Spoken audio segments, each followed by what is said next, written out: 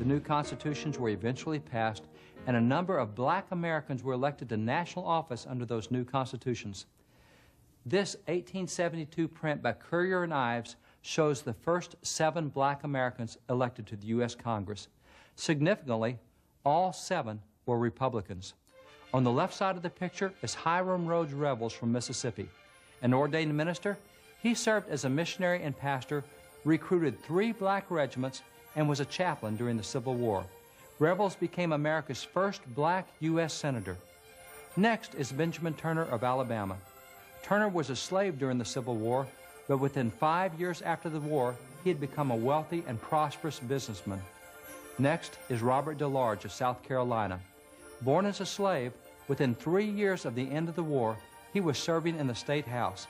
He also chaired the Republican Party's Platform Committee and became a statewide elected official. Next is Josiah Walls of Florida.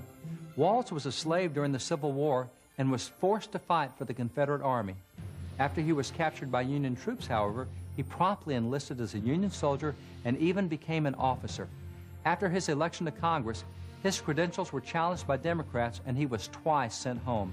He was reelected after the first challenge, but during the second challenge, Democrats regained control of Florida and he was prevented from returning.